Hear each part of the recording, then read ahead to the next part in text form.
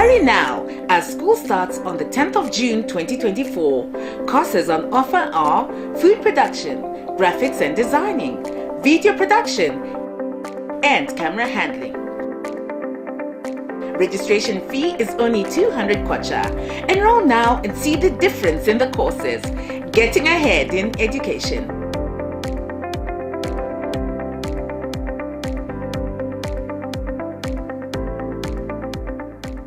Cutting Edge Empowerment Center.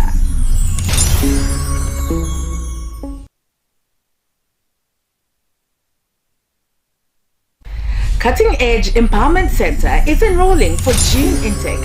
Hurry now, as school starts on the 10th of June 2024. Courses on offer are food production, graphics and designing, video production, and camera handling. Registration fee is only 200 kwacha. Enroll now and see the difference in the courses. Getting ahead in education.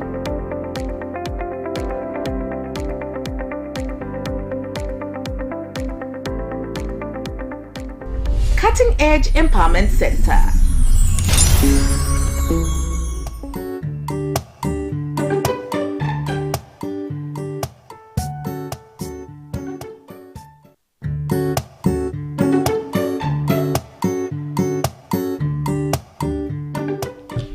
Good morning. It is indeed a wonderful morning, and this is your morning light, and I'm a presenter, James Mwale. Today on this episode we are looking at youth participation in politics and government. So today I am joined by my two special guests that are going to help me discuss this issue. You're welcome. So please, I'll start with you. You may introduce yourself to our viewers. Okay, my name is Skone Olusambo. I am the citizen of Zambia. Okay. Yes. You any positions you hold anywhere? I'm the youth secretary in Lusaka district under the Socialist Party. Sure. Yes. Thank you very much, Mr. Mwale, and good morning, our special viewers.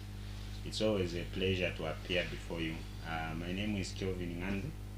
I'm a third year law student at the University of Zambia. Okay, sure. Thank you so much. So today, colleagues, we are talking about youth participation in politics and also governance. How do you rate the youth participation in governance and politics in Zambia? Maybe I'll start with you, sir. Youths have been participating in politics since a time immemorial. If you go back in history, you check people fought for independence. The majority or 80% of people who stood up to fight for this nation were the youths. Even the time of Kaunda, those times of colonialism, the people who wanted change, the people who fought for the better Zambia that we are enjoying today, it is the youths. So we have a huge responsibility as youths in the democracy and in our country. So, yes, just like my brother has said, youths are always the influence of transition, if I would say so. If you look at the history as he has briefly given us, you find that most of the time when we are transitioning from one political party to another, or from one government to another, it is always influenced by youths. sure. Though with limitations in terms of to what extent do they participate to control after the change has been effected. Sure. And maybe you may want to maybe also add on what do you think are the challenges and, for example, like you have just said, to what extent are youth represented in politics and governance here in Zambia? So one of the challenges that is so prominent is I will give two. One is a financial incapacity and also legal framework in our country. Okay.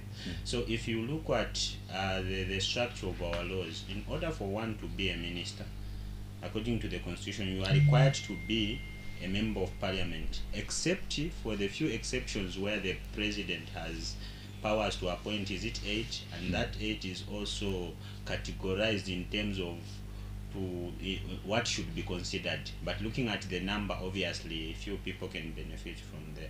So in connecting this with the financial capacity, in order for you to become a member of parliament, it's a huge task that requires you to at least have something. Okay, because not because people that vote for people need money, but because people that you are competing with are financially equipped. So you find that if you are not equipped financially, it's difficult for you to participate into these elections, therefore providing challenges and limitation in terms of working big positions for our youth. So, what do you think are the major challenges that we are facing as youths to participate in politics and also governance? There are so many challenges that the youths are facing in our country currently. My colleague has explained how the constitution is not friendly to us, and how how the constitution is not friendly to us because of the reason that is given out. I would want to add one or two challenges that we face as youths. One of them is political intimidation. Okay. You find that you wake up today, you have bright future, you want to participate in politics, but you find these people have been there for 10, 15, even 20 years. So they are going to act as if they know it all, and it's only them and them who needs to be there. I would give you a practical example that sometimes us youths are not well recognized in the country, but we can deliver. We can talk about the issue of even JJ Banda, for example. Is the Petauke member of parliament under what political party? He's an independent. What happened? What led him to make such a decision? Because people thought he was not able to maybe stand at a particular political party, but he believed in himself, and people trusted him with power. And according to what has been going around, the man is working. So you find that there are so many challenges that youths face, but if we are given an opportunity as youths, we're able to do wonders in the country. We are able to participate, and we're able to deliver according to people's expectation. And then the other challenge that I feel youths face in the country, it's we can talk about the issue of finances, just like you said. There are few youths in Zambia who were privileged to be born from the rich family.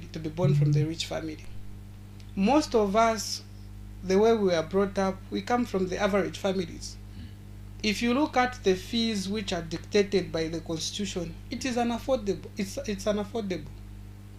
Few of individuals, there are few youths who can manage to raise that money. Even if it's not just about the participation fee, there are so many requirements for one to stand as a member of parliament. You need the regalia. You need people to be moving up and down. You need vehicles. So there are so many challenges that youths face. But apart from those challenges, youths are the people who can at least deliver this country to the current problem or challenges that we are facing. So among the challenges that you have alluded, do you think even youths are not also interested in participating in politics and governance? So maybe we can start with you. For me, I would say youths are interested, but again, one challenge that we can bring out is limited knowledge. Let me not say lack of knowledge, but limited knowledge. Okay, so I don't know if you are aware, there is this a non-governmental organization called Y4P. Y4P. So this non-governmental organization, what it does, it supports youths financially and also in terms of manpower during campaigns. So for example, if you just declare interest, regardless of the political party that you are supporting, regardless of your status in society, for them, what they are doing is to promote youth participation in governance. So they will come on board and they will assist you. So if you are not aware of such non-governmental organization, even if you have the intention to vie for any office or to stand as a candidate at any level in the national elections, it is difficult because you have that perception that you are already defeated before you are even on the ballot, because you can have good ideas, you can have good intentions, but you find that the moment you just think of what is needed, what is required, you are already defeated, and you won't even be able to take that step. There are very, very few youths that will take a bold step to get into politics. But sometimes, as we have said, financial incapacity is a very big challenge. A very big challenge. And what I can say for me, I would say these organizations like Y4P, these organizations, they must try by all means to market themselves. Let them come on board so that people are aware of them. Only then will they be able to achieve that which they are intending to achieve, working hand in hand with the youths. Sure. So let's look at Parliament. If you look at Parliament, all the 156 members of Parliament, do you think that there is a youth representation in Parliament? Maybe we start with you, sir. If we look at the current Parliament, as things stand, under the United Party for National Development,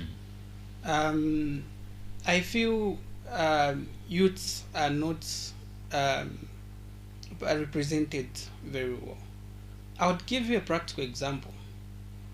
Back in the 80s, we never had information and technology in grade 8.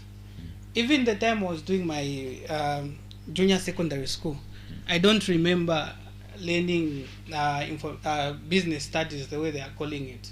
But currently, when you go in junior secondaries, you find that there is ICT, there is business courses. There is ICT programs that youths are learning. And Matu being somewhere there, you find that people started now having knowledge about these computers, because we are living now in a modern world. The UPND came in and they introduced a very powerful ministry for the youths, which they call Ministry of Science and Technology. Yes. If you look at the context of the ministry, it's more of technology, innovation, skill. It's more of ICT related. But look at the ministers occupying that position. Is he a youth? Does he have a knowledge? Is he representing us very well? We have the man by the name of Felix Mutati. With due respect, Felix Mutati has been in government for some time. But that ministry, I feel it was supposed to be given by a youth who understands ICT, who understands computer, and who have knowledge about that computer. So those are some of the things that the UPND needs to look into. We need a youth representation even in these ministries. So I've just given Minister of Technology as just an example. But there are so many ministries that you can even think of which would have been given to at least a youth who is able to execute perfectly according to people's expectation. So, are we represented in Parliament? I would say no. To a large extent, I would say no. Okay. So when we are looking at Parliament, we look at it with irrespective of political parties that are involved. Okay. So when we are talking of youths, we are talking of youths from independent political parties. We are talking of youths from independent youths that are independent candidates, youths from political parties, both opposition and the ruling party. So if you look at the National Assembly the way it is right now, I don't think we have 7% or 10% of the members of Parliament that are youth. They are countable. You can figure them. You can single-handedly count them that are in there. Therefore, we are saying we are not represented. Why am I saying so? When making the decision, now the comparison we are making here is between the youths and those that are not youths. Yes. So you find that if there is any decision that is required to be made, and then the youths want that decision to be made in the interest of youths, looking at the numbers, do you think there is any chance of the decision of passing? No. A big no. Why? Because we don't have the numbers. There are no youths there to represent us. So if the competition is between the youths and these people that are not youths, obviously we are off the track. We do not stand a chance in any way of us succeeding. So who could be the problem here? Is it the youth not wanting to participate excuse me, in politics, or maybe the people who are the big players in politics are the ones that are trying to hinder youth to also participate? In my opinion, I would say we need to revisit our legal framework. Okay, this country is changing. This is 21st century. Huh? So what was the solution yesterday is not the solution today. That's why we have these problems that we are failing to sort out, because we don't want to involve new minds. We think the solution that failed us last year is the solution that is going to work for us this year. So we need to revisit our legal framework where it's going to make it mandatory for certain positions to be occupied by youths. Okay, only then will we be able to succeed, and will we be able to encourage youths to participate in these governance, because there will be something pulling them towards it. But unlike where you are going into something with the mentality of game of chances, and if you look at our economy, the way it is structured, people who have been in the system for a long time are likely to succeed because they understand it. Not only in government, even in life generally. Okay, the way we are here in this studio, if we were told to look for something, there is a higher chance of someone who has been here to find it compared to us. So that's how the system is. So those people that are in the in government, those that have been in the system for some time now, they understand how the system is. So in order to create a leveled ground, a fair playing ground, we need to work on the laws. Let's encourage our members of parliament, especially the youths, the few youths that we have in parliament. Let the record be that they tried but it failed. Do we even have any youths in parliament? We do. Yeah. we do, but there are very few. We have a number of youths, but they are less than 15. Okay. Yes, we have Binwo Mpundu, we have Emmanuel Banda, we have Kangombe, we have what's the name of this MP whose house was burnt? Yeah, I think I've forgotten her name. I think I know who you're talking about. Yes. Okay, I think I've Is it the lady who confronted the president when after giving a speech when he was talking about the national values? Remember that incident? Yes, the same lady. Having those people, we know how they are doing in parliament, and we know how they are impacting the decision making. And we all know how JJ Banda speaks when she is on the floor of the house. Is able to speak the fresh mind because he is our fellow youth. We know Christopher Kangombe, we know Binwo Mpundu, we know all these youths who are in parliament, and we know how they are doing. They are not just there to say yeah. No, those people are energetic. They can manage to stand or to sit for 8 or even more than 8 hours. They are energetic. Their blood is still running. So these people, when we invite our youths to go into parliament, at least they are not disappointing us. But what we are advocating for, we need to have the numbers as youths, so that just like my colleague has said, is talked about the issue of amending the constitution, which should be in favor of the youths. So when that motion is brought on the floor of the house, we need the majority youths to support such kind of motions. But as things stand, you find that we don't have numbers. So it's very possible that once that motion comes up, it can be shot down. And it won't. Talking about youth participation, as we are talking about it right now, Of course, we understand that there are different political parties, yes, and maybe some motions are taken down because of the political parties that they represent. Do you think it could be the case, maybe? Unfortunately, the way politics has been for the past few years, it is very sad. We are putting the political party where one belongs to instead of Zambian. Sorry. When you go to parliament, the most important thing is you need to look at the people who voted for you. All these people, they belong to a community called the constituency. If you are the member of parliament, you need to look at the challenges that the people are going through. You need to make sure that you represent their interest when you are into parliament. So having that in mind, we find that youths and currently the United Party for National Development, they've been so good in terms of talking and explaining how they want youths to be represented in this country. But the truth of the matter is things are not the way they are saying they are. Okay. Yes, things are opposite. We need youths to be in parliament, and we need youths, even we are challenging them, even the time that they will be adopting their candidate in 2026, we need to have the majority youths so that we see whether they walk the talk or they talk the talk. Okay, so saying that, I think we saw the launch of the national youth policy. Don't you think they are also, like the UPND is doing more to help more youths and bring them on board?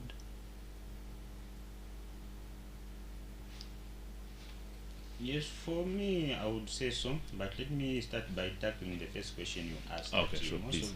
Most of the motions that are brought before the House, which is the National Assembly, are shut down because of political. It is also important for us to understand that politics plays a huge role in our lives. Everywhere you go, you find politics, and this must be an awakening call for the youths, to know that in order for you to achieve something, you need to be smart. Okay, so I would say we shouldn't, if we know that is the reason, because solving a problem starts by knowing it. If you haven't identified the problem, then you can't solve it. You can't solve that which you do not know. So the youths, if they identify that is the reason that most of the motions are shut down, it's important to put down the armors of politics when they are handling such issues. Okay, if you know that this motion, if we attach politics to it, it won't succeed, why not remove politics? So how do you do it? You balance it. Okay, it becomes a neutral motion. Consult from these people. In as much as these people, elderly people, are in government for some time, I think if we engage them, they are willing to help us from both political parties, who are huge political parties in National Assembly. Why not engage, since we have from both sides, including the independent members of parliament that are youth? Why don't we engage them first, and then we come on a neutral ground? Okay, so that the motion balances such that it is supported by both political parties. Yeah, because the motion must be about the youth and not about which political party should do what, which political party hasn't done what. So it shouldn't be a blame game. We shouldn't say, oh, if a member of parliament that has moved that motion is from the opposition, for instance, the motion should not concentrate on the negative part of the government. If the member of parliament that has moved the motion is from the ruling party, the motion should not focus on what the previous government has not done.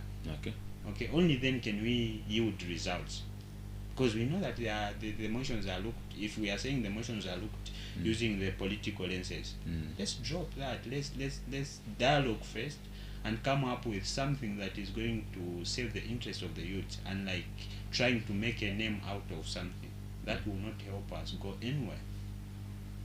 So yes, just like he has said, it is very sad to politicize progressive motions. There is need for us, especially the youths, to work together and see the future for ourselves.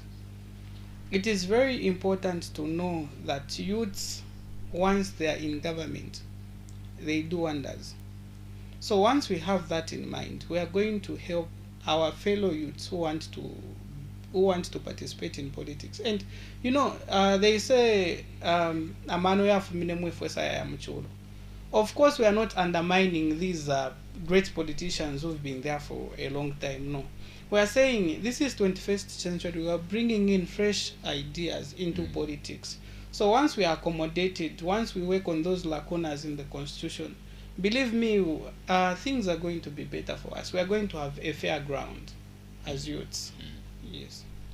Yeah, so I also brought in the issue of the National Youth Policy, which was launched as I think a few months ago. You remember that? Yeah, Do you think the components that are found in the National Youth Policy are really there to help youths? I would say yes, but for me I would say there are limitations to that. It becomes a problem when we are talking about youth and then we restrict it here in Lusaka. Okay. That policy, where was it launched from? Lusaka. From Lusaka, from here Lusaka. I know there were a few people that were brought from other provinces. I believe all the 10 provinces were represented. Yes. But to what extent do they participate? Okay. So you're Quite suggesting that maybe it would have been launched maybe in Southern Province, Eastern. That's not my suggestion, but it can also be my suggestion at the same time. Okay. What I'm saying is, it's a very good policy. Yes. A very progressive policy. But in terms of implementation and accommodating youth, to what extent? Okay, I don't know if the problem is on both government and the youths, or it's on the side of the youths or on the side of the government, but there is limited knowledge on the same. Ask people how many people are aware of that. They launched it. After launching it, are there measures that have been put in place to improve it and also to ensure that it brings back the intended results? So, for example, my suggestion on the same youth, National Youth Policy, that policy must be talked about on a daily basis if possible. Every single platform that is there. So that sometimes there are good things that are packaged, but are the intended target aware of the same package? What are you going to yield of it? You are buying something for your child. But in buying that thing for your child is not happy with it, or they are not aware that you've bought something. You put it in a closet. After buying it, you put it in a closet. They are not using it. Or as a child, your dad buys you something, and then instead of you using it, you pack it somewhere. What is the purpose of that? So we need to find the problem. Where is the problem? Are the youths the ones with the problem in terms who do not have interest in these issues? If they are the ones that are a problem, how do we bring them on board? How do we accommodate them? Okay, we can figure out there are a few youths that are very active. Let's make use of them to market the same policy. But if it's the government that has the problem, how then the youths must come on board, because the one who has a problem must be told by the one who is being affected. So if it's the government that has a problem, if it's the government that is falling short of the standard, the youths must wake up and talk to the government. If it's the youths that have the problem, the government must come on board and engage the youths, find out where the problem is, and bring the solution on board. Okay. On the same youth policy, I think what is lacking on the part of government is sensitization, just like my colleague has said. There is little knowledge, or if anything, no knowledge about the same policy that the UPND launched. You know, I always say Zambia is not Lusaka. We have 10 provinces in Zambia.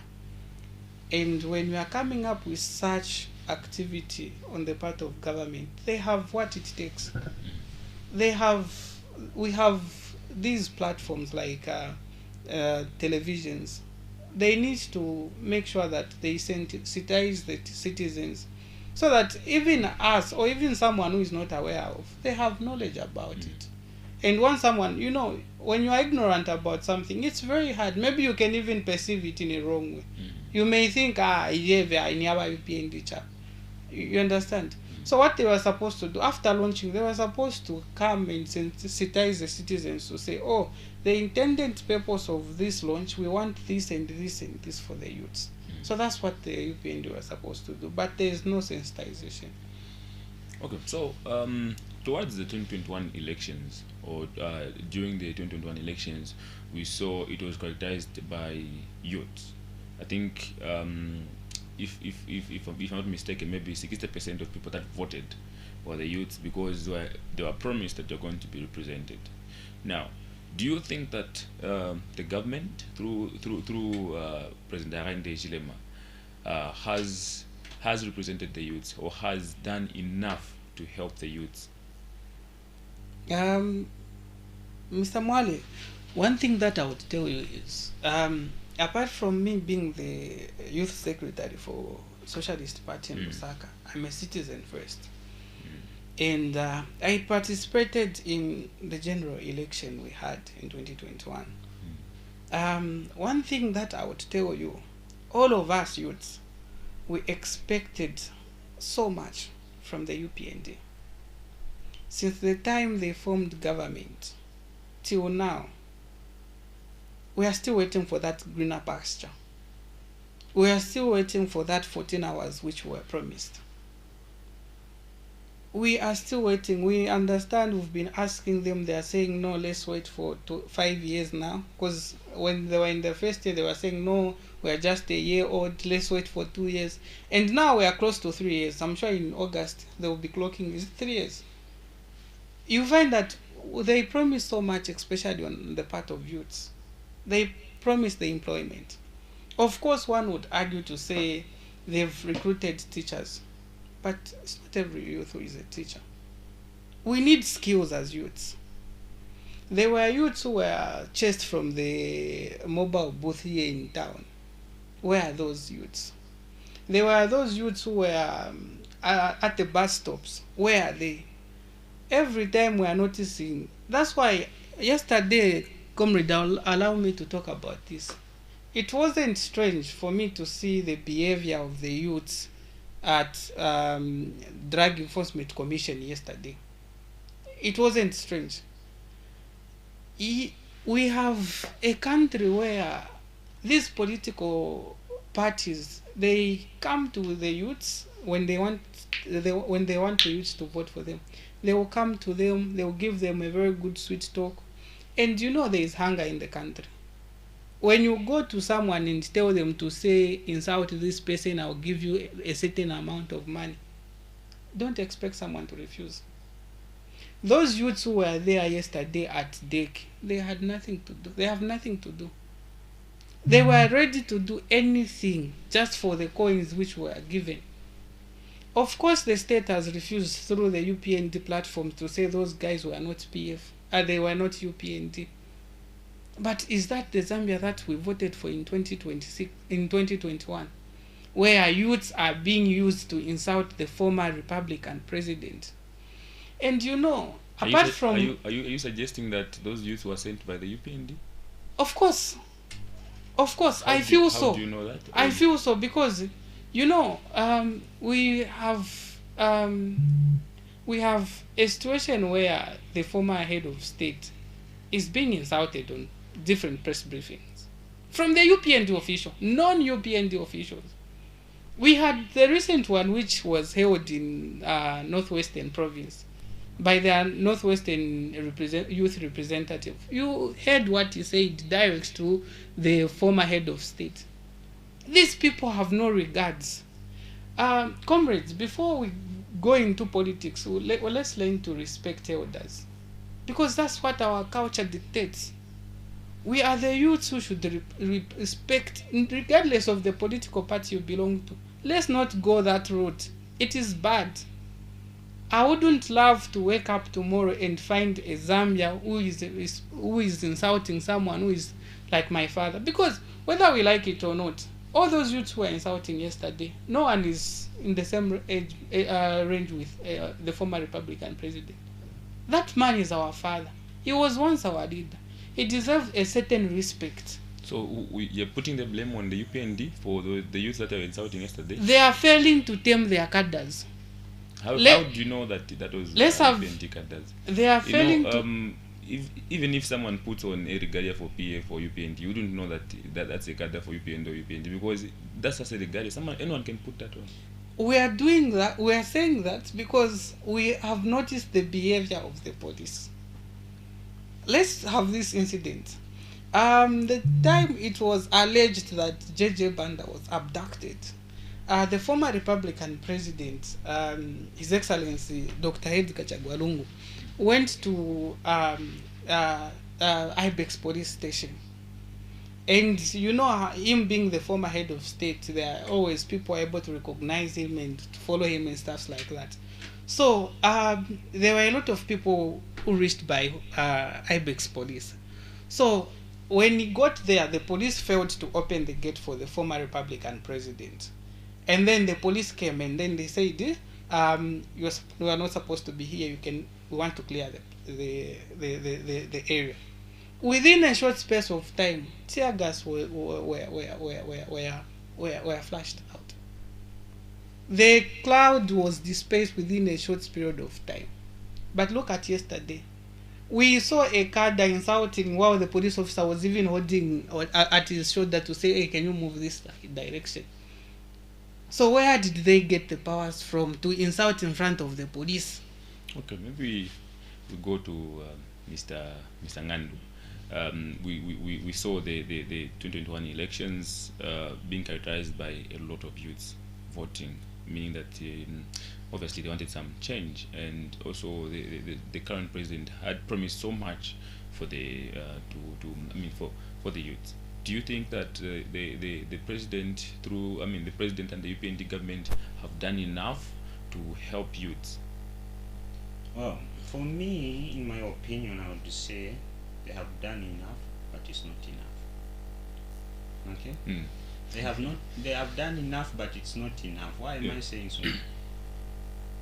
Not until youths are satisfied, only then can we say they have done enough. For as long as youths are not satisfied, they haven't done enough. So I'll give an example. It's important to be creative. So how do you know youth are not satisfied or satisfied?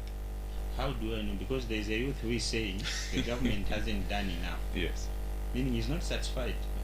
Okay? Sometimes it's important to be creative. There is an adage that says Rome was not built in one day. Okay? So when there's, and one of the challenges that I've observed why we are not progressing as a country, we dwell so much on the negativity. Okay? So when there is progress being made, sometimes, we are all human.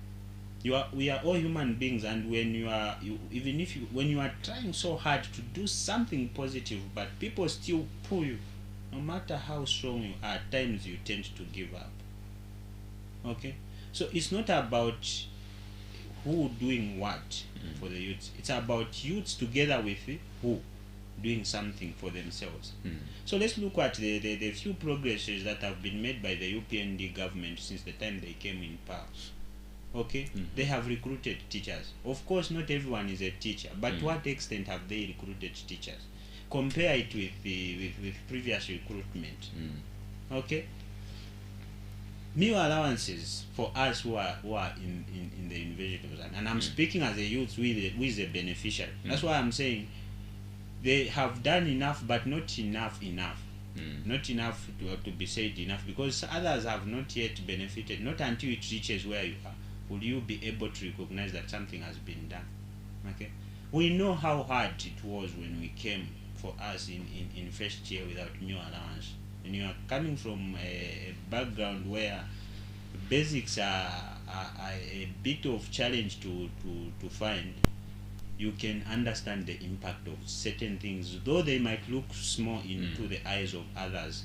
but if you are the beneficiary, you understand what it means. Okay, so you compare from where you are coming from. Meal allowances were stripped off.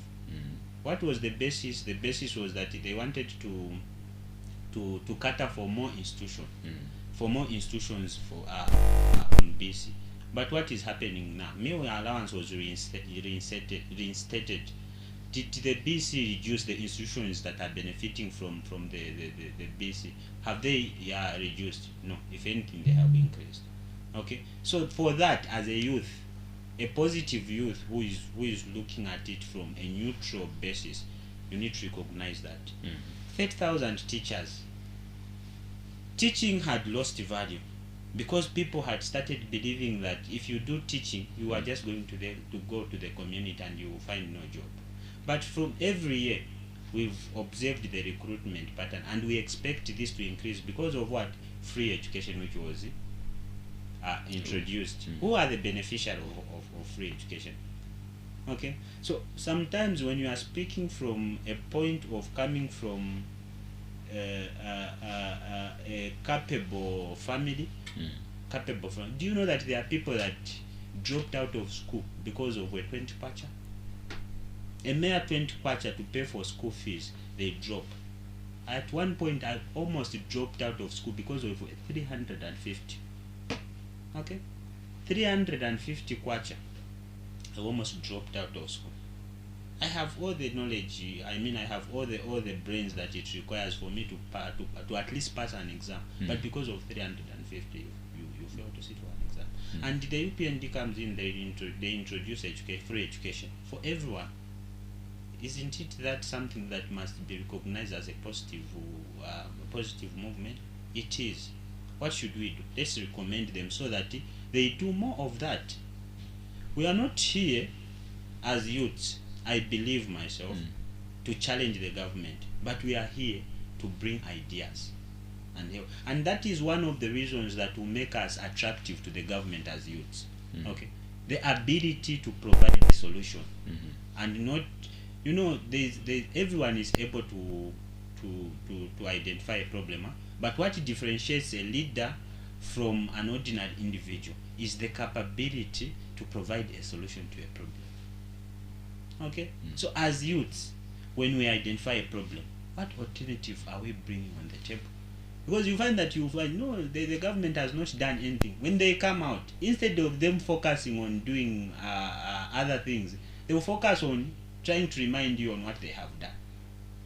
For them, they will feel, so all these works that we've been doing is not getting to the attention of the youth. Therefore, get their money, let's invest in publicizing our work so that youths are aware and the country at large on what is going on. But if us as youths are going to say, UPNG, we recognize that you've done this, you've done that, you've done that, you've done that. What we want you to do, I can assure you, Mr. Mwale, we can change government as many times as we can. If we are not going to take to task these governments that we are putting on, will continue changing, because the same problems will keep on manifesting. You have the same challenge, the one we are having today. Bring a new government will have the same challenge, because these problems have been there. Yes. If anything, they keep on increasing compared to how they were. So you find in Kaunda's time, they were complaining that one of the reasons why they removed Kaunda out of office was the price of minimum. One of the reasons, the minimum was too expensive. Here comes Kaunda changed, they bring another government, minimum was moderate. Again, other challenges came, and part of the challenges were the prices of minimum. Compare the price of minimum in Rupiah Band and the price of minimum in Kaunda's time. But Kaunda was removed on the basis of the price of minimum. So what I'm saying is, we need to take to task our leaders, be it a councillor, be it a member of parliament, be it a president, all these leaders, we need to take them to task. Let's remind them what they are supposed to do. And youth, the way we are as youth, we are very influential. So if we can direct that energy into looking at what we should benefit from the government, we can get it. Okay? They have not done everything, but at least they have done something that we can look at and point at. They have done. There have been recruitments in the education sector, defense, home affairs, health sector. They have done it in these other sectors. For example, in or in what do you call this one, the one for anyway, it falls under Home Affairs. It has been done. Okay, it's not enough. There is empowerment. Also, we need to take keen interest on what government is doing as youths. Okay, we have CEEC. How many people are aware of CEEC? How many people are aware of the benefits that are being provided for by CEEs, the program and empowerment? How many people are aware of that? So it comes back again to both of us, government and ourselves, us developing interest and taking steps towards the maybe youth don't know. You can't develop an interest for something you don't know. Maybe the government hasn't done enough to sensitize. That's why I'm saying now it comes back to us, both government and youths. So the government must take, but there's also this platform, social media. Okay, social media must be used for for things that are productive. Okay, we have presidential empowerment. Jito Kayumba, the economic advisor to the president. Look at what he's been doing. Follow his page and look at what he's been doing and find an opportunity. Look at the Minister of Youth, Sports and Arts. What does he do in terms of bringing to light some of these activities? Okay, there are a lot of activities that are there. They are saying form cooperatives. When they realize that cooperatives were a bit cumbersome, the process is a bit challenging, they introduce clubs. How many people are aware that you can form a club? You just go, you pay, is it 150 or less, or a 50? Is it a 50%? You get a certificate for as long as you have a recommendation from the DEUCE or the councillor. You go into your constituencies, there are offices there, you get a certificate and then you apply for it. Let's do things. When we do and it fails, and then we come back and blame. Okay, because if we don't do that, we'll dwell onto negativities and instead of So, Mr. Lusam, you are the Socialist Party Lusaka District Youth Secretary. Yes. Should it happen that 2026 the Socialist Party scoop the position, what do you have for the youth of Lusaka? If you try to check Socialist Party, and when you try to listen to our president, Dr. Fred Membe, you understand that we believe in socialism. We don't believe in making promises, because we believe people have solutions on the challenges that they are facing. It is them who knows. It is very hard for us to dictate what we need to do for the people. I would give you a practical example so that you understand. The problem that we have here in Lusaka cannot be compared to the problem that someone has in Mwense. So having that in mind, every society has an ability to solve its own problem. So what the Socialist Party is going to do, we are just going to give them an enabling environment so that we can at least collectively can solve the problem that we are facing. I would give you an example. There are some societies, there are some communities where they don't have water. So if they tell us to say, when you come into government, you should come and work on this and this, those are some of the things that we are going to look at. We are not going to say, no, we are going to give you a more because we need a more. No, it is them who are going to tell us, no, when you come to Lusaka, the only challenge we have is this and this. Are we talking about decongesting Lusaka because there are a lot of people buying cars? We'll look at that. That's why if you look at Socialist Party, we believe in equity, justice, and peace. So when you look at equity, the way it operates, you find that, for example, if here in Lusaka we don't need roads, we have enough roads. What's the need of constructing roads? We have people even in Eastern Province who need roads.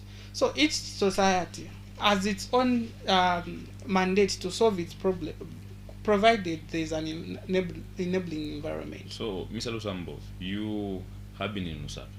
Yes. Obviously, for you to be chosen as a district youth secretary for Lusaka. Yes. You've gone around Lusaka. You've lived here. Yeah, as you said, you're part of the citizens. Yes. You don't know the general problems that Lusaka people have. For you to tell them, okay, I think I've observed that we have these problems. And I think that when we come in power in 2026, if at all you're going to scoop the positions, we are going to do this for you. And then obviously at some point others will come in that I think we're also leaving us in this way. You're also leaving us in this way. I would be very categorical. Mm. We're talking about Lusaka, and I'll be very categorical. I'll talk about the issue of bowling. Where I stay, I think the closest place is Bowling that I would even point at. Bowling, we have the member of parliament. Like he said, we are not the kind of youth who just wake up today and start complaining minus taking measures. We've tried so hard as youths who stays within Bowling to engage our representatives. We've spoken to the current councillor and even our MP, who happens to be Mlambo Haimbe, is our MP. The problem that he was talking about, the issue of garbage, the issue of water, the issue of road, he knows the problems. And even the time that he was doing the campaign, those are some of the things that he said is going to focus on. But where is he? Is it that he's not aware of those problems? So are you scared of telling the people what you're going to do because maybe you feel you will fail and then people start blaming you for not doing what you said you're going to do? No. Why can't we focus as youths on holding these people accountable? I'll give you an example. He says we are going to bring an enabling environment to allow people to solve their own problems and like planning for them. There's CDF now under local government ministry, and it has been increased and it has been increasing. It's up to, is it 35 million? Should be 33. Should be 33 but it's million. something. I think it increased to 33 million now. 33. Now, 33 is the money that is supposed to be channeled into the community, and it was deliberate decentralization policy to ensure that people identify their problems and solve their problems on their own. Okay, and that is what they want to do. Now, instead of us focusing on what bringing it at a later stage, why can't we do it now? Since it's there, what is there? Let's fight for it. As youths, we fight for it to ensure that things are done according to the way they are proclaimed to be. Why can't we focus on that and hold them accountable? And if it fails, that's when, unlike you are planning on bringing on something that is already on the table and say, I'll do it better. The better part, why can't we do it now? Mr. Ngandu. Yes. We're talking about the issue of CDF. I'm one of the person who is very interested in the current affairs of the country. Let's look at CDF. Let's look at how it has been handled. You being a lawyer, do you think that's the intended purpose of CDF? We're talking about the issue of buying even a vehicle for policemen, you need CDF. You want to buy a grader, you need CDF. Don't you think CDF has been overloaded by the UPND? And the overloading is occupied with the money being increased. You see, well, you've been getting a salary of 2,000. Out of that 2,000, your responsibilities were limited. Now here is someone who comes and says, okay, since your responsibility is limited and one of the limiting factors is the money that you are receiving, I'm increasing your salary from 2,000 to 10,000. And from this 10,000, instead of you only concentrating on paying school fees and also buying basic needs for the house, I want you also build a small house for visitors. So I spoke about creating. I wish we could have continued with the conversation. I see we're having really a very good conversation, and due to time, maybe you just give us your last words, and then maybe we can say our bye byes. First and foremost, thank you very much for being on this platform. We need this kind of conversation as youths. We need to be discussing what is happening in our country so that together we can solve the current problem that we are facing. Okay, thank you very much, Mr. Mwale. It's always a pleasure being with you. And my final words or my final remarks at this point in time are that as youths, we have a huge responsibility. And if we don't know, we are the most powerful group of individuals in our country. What we do matters. and the decisions we make also matters, not only for ourselves but also for the country at large. So it is important for us to engage into productive things. Okay, let's make sure that the things that we venture into are things that are going to benefit the country and ourselves. And also, one thing that we should desist from is saying no to being used as a political tool. Okay, let's not be used to do certain things that will end up affecting our lives while others are benefiting. Okay, so let's ensure that in everything that we do, there are long-lasting benefits that are coming out of it. 100 kwache 200 to do something will take you nowhere, regardless of who is using you, be it the opposition or the ruling party. You need to attach value to yourself, and when you know how valuable you are, that's when you are going to know how worthy you are, and you won't be engaging in things that are too invaluable for yourselves. So let's take time to look at what is government is putting in place. The national youth policy you've stated. Take time as a youth, read through and find out CEEC, what is being provided there. So let's look at those things and try. When they fail, now we can come back. And also let's contribute positively by encouraging the government to do even better on top of what they are already doing. Thank you very much. Sure. Thank you so much for coming, and thank you so much to our listeners out there. And this has been your Morning Light, and I was your host, James Mwale. See you next time. Thank you.